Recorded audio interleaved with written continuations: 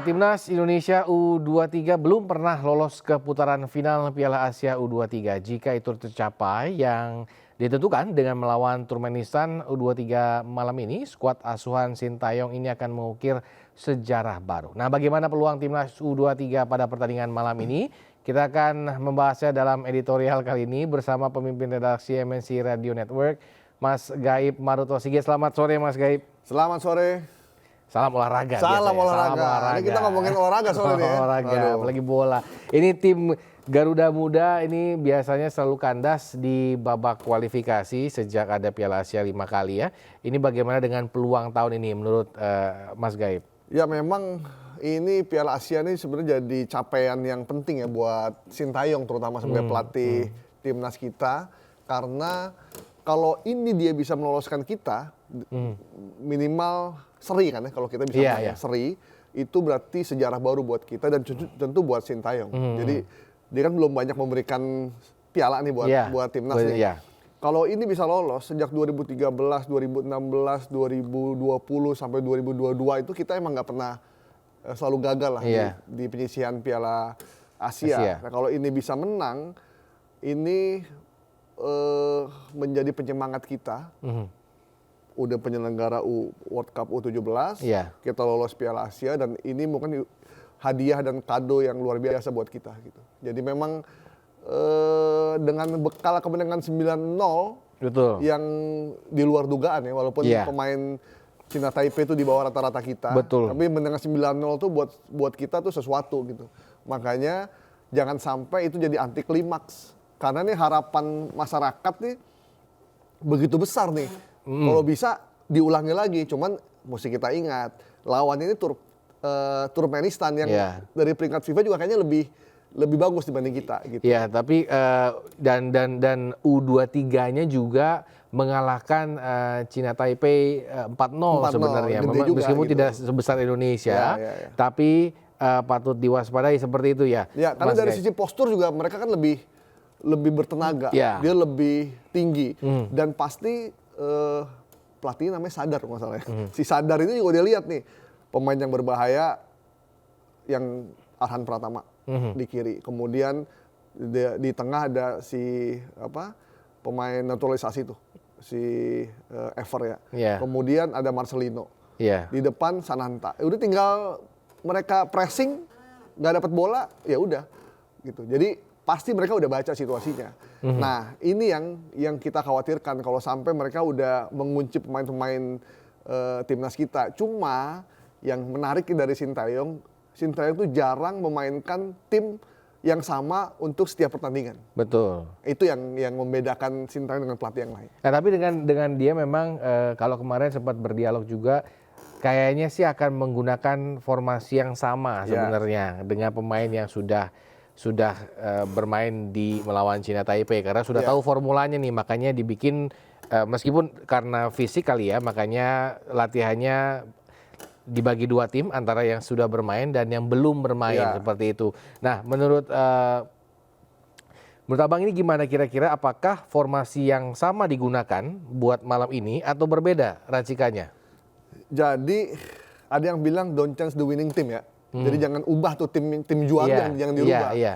Cuma kalau melihat situasi yang sekarang dengan lawan yang posturnya lebih tinggi, lebih powerful, skillnya juga lebih baik, itu bisa aja dirubah.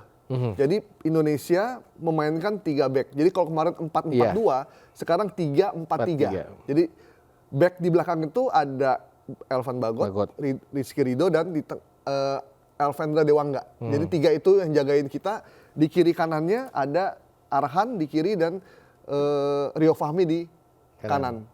Tengahnya seperti biasa, cuma Witan yang cadangan.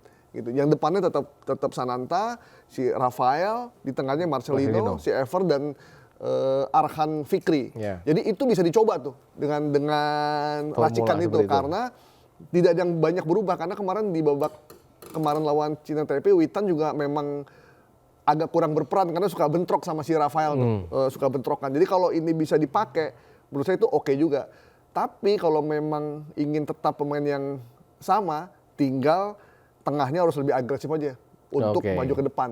Gitu. Karena kadang Sananta sama Rafael nyari bola sendiri. Iya. Marcelino asik dengan dirinya sendiri itu kadang. Kira-kira begitu sih yang bisa dilakukan ya. Karena penting buat kita untuk memenangkan laga ini, minimal seri. Tapi kalau nyari seri begitu babak 0-0 menit ke 92 tiba-tiba gol. Oh, gol. Oke. Tapi dengan karakter seorang Sintayong dan karakter Turkmenistan yang saat ini mau nggak mau harus menang ya, gitu loh. Kira-kira permainan seperti apa yang akan disajikan? Apakah semua akan dua-duanya menyerang atau ada yang bertahan salah satu? Ini pasti menyerang. Dua-duanya. Turkmenistan nggak mungkin bertahan. Udah pasti dia akan menyerang. Dan kita, kalau kata Johan Cruyff kan, pertahanan terbaik adalah dengan melakukan penyerangan, gitu. Jadi memang harus menyerang karena kalau bertahan resikonya ya itu dibombardir terus-menerus sama lama gol juga. Jadi saya yakin ini pertandingan yang sangat menarik. Disiarkan di RCTI, semua rumah tetangga, warung kopi semua akan standby, belum lagi nonton bareng. Kita di Radio Tria juga bikin debar, dengar bareng secara langsung. Jadi Anda yang masih di jalan juga bisa dengerin kita. Jadi bener-bener nih semua mata menunggu laga ini, karena ini pasti dijamin laga yang akan seru dan menarik, hidup mati lah. Dan yang menarik juga, Stadion Manan Solo menjadi saksi kalau emang kita maju ke Piala Asia. Keren kan tuh? Kenapa dibikin di Solo? Iya. Nah, ini Turkmenistan sendiri menurut Mas Gaib apakah menjadi salah satu takutnya bisa jadi batu sandungan Indonesia sendiri U23 melaju ke babak selanjutnya? Oh iya. Ini kan Turkmenistan ini kan pecahan Uni Soviet ya. Kan beberapa negara dari situ kan memang sepak bolanya lumayan kuat ya. Tidak apalagi fisik-fisiknya lah ya. Azerbaijan gitu. Jadi memang ini nggak bisa dianggap remeh. Lawan Cina Taipei itu lawan yang mudah sih menurut saya. Mereka kontrol bolanya suka sering salah, backnya juga kebingungan sendiri, kipernya juga lemah. Jadi itu nggak jadi ukuran. Buktinya Turkmenistan juga bisa mengalahkan Cina Taipei 4-0 gitu. Dan Cina Taipei udah nggak pengen kalah lagi sampai 9-0, makanya mati-matian nih. Nah sekarang ini bukan hal yang mudah, tapi juga bukan hal yang sulit untuk kita capai. Karena kita tuan rumah, dukungannya luar biasa. Dan ingat penonton tuh kan pemain yang ke-12. Jadi semangatnya pasti luar biasa nih. Karena kalau mereka menang, mereka akan pergi ke Doha di Qatar. Dan itu juga mereka jadi pemain pertama Indonesia yang lolos ke Piala Asia. Buat saya itu motivasi yang luar biasa. Oke, kira-kira apa nanti tantangan terbesar timnas U23 malam ini melawan Turkmenistan, Mas Gaib? Paling ini, euforia kemenangan 9-0 atas Taipei kemarin ya. Jangan diingat-ingat. Itu biasa aja tuh. Jadi bahwa merasa lebih kepedean gitu, juga jadi santai mainnya. Itu yang penting, tidak melakukan kesalahan-kesalahan yang kurang berarti, ya kesalahan sendiri. Dan tetap harus kompak, jangan ingin menunjukkan skill individu. Itu biasa kejadian ya? Itu biasa kejadian. Kita ingatkan kepada Bang Marcelino, Ferdinand, kadang suka besar kepala tiba-tiba, apalagi udah menang 9-0. Asik sendiri gitu. Iya, asik sendiri lama-lama itu memang masih kekurangan timnas Indonesia. Kekompakan tuh sepak bola tuh bermain kolektif. Jadi nggak ada orang yang jago sendiri. Messi kalau sendirian juga nggak bakal menang juga. Di Argentina kalau sendiri nggak bisa. Makanya dia perlu tim. Tapi ada pemain yang menonjol skillnya, itu no problem. Kadang kalau timnya udah mandek tuh, ini kita udah nyerang dari kiri nggak bisa, kanan nggak bisa, tengah nggak bisa, dari belakang susah, bola lambung susah. Disitulah butuh skill orang yang meliuk-liuk kiri kanan yang nggak bisa dijaga itu. Begitu kira-kira. Jadi kekompakan, jangan menang sendiri dan jangan euforia dengan kemenangan kemarin. Baik, terakhir kira-kira biasa lah ya, tebak skor. Biasa kan di radio juga ada tuh tebak skor. Saya tebak skor 2-0 buat Indonesia. 2-0 buat Indonesia ya? Cukup lah. Nggak ada perlawanan dari Turkmenistan berarti ya? Golnya dari Sananta sama Marcelino. Oke, terima kasih Mas Gaib untuk insight-nya pada sore hari ini. Kita nunggu sama-sama malam ini nonton bareng, jangan lupa. Jam 7 ya? Iya, kita dukung timnas U23 lawan Turkmenistan malam ini. Selamat sore, Sip, Mas Gaib. Thank you.